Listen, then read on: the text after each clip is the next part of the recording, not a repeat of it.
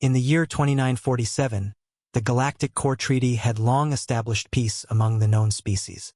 Exploration was routine, discoveries were categorized and dissected by committees, and ancient ruins were only puzzles for scholars.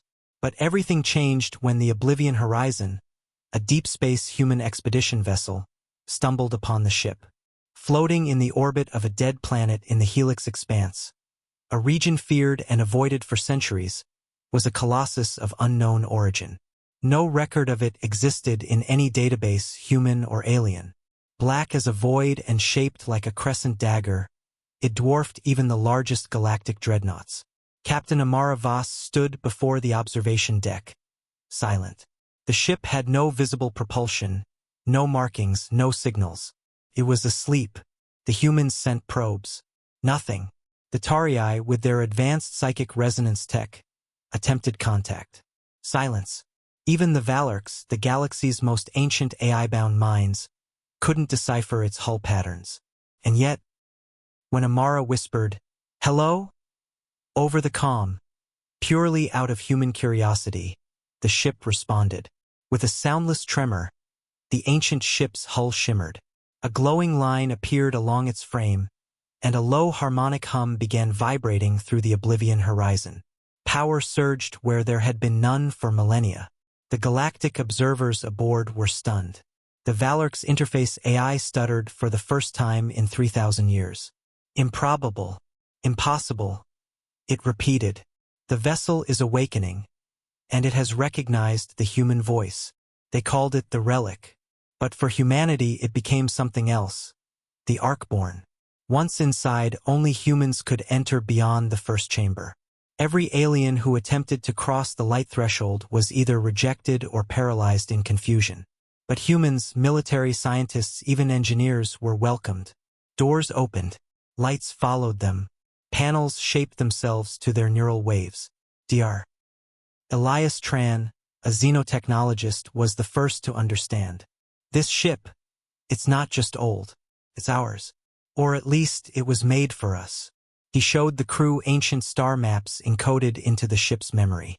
They weren't just ancient, they were human. Prehistoric constellations from Earth's night sky before atmospheric drift. Data logs written in a Proto-Latin dialect long before spaceflight existed. And at the core of the ship lay a chamber, a stasis vault with 6 empty pods. One remained occupied. Inside was a human, still alive. The being called himself Prime Architect Kale and claimed he was part of the first Exodus, a myth humanity had long dismissed.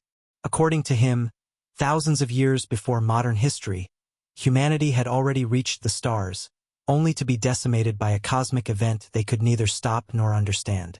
"We created the Arcborn," Kale said weakly. As a lifeboat, Captain Amara's voice cracked. "You're saying we were seeded back on Earth?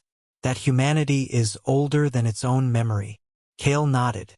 "And the Arcborn knew. It was built to wait, to only awaken to your voice." The implications shattered centuries of belief. Humans were not the newcomers. They were the returning heirs. The Galactic Council demanded control of the ship. The Tauri warned it posed a threat. The Valorcs wanted to dismantle it for study. Humanity said no. In orbit over Sol Prime, the Arcborn anchored itself like a sentinel. As human engineers bonded with its systems, it began to change. Weapons, older than language itself, unfolded from its wings. Shields capable of absorbing a star's death pulse shimmered into existence. And then, the threat arrived.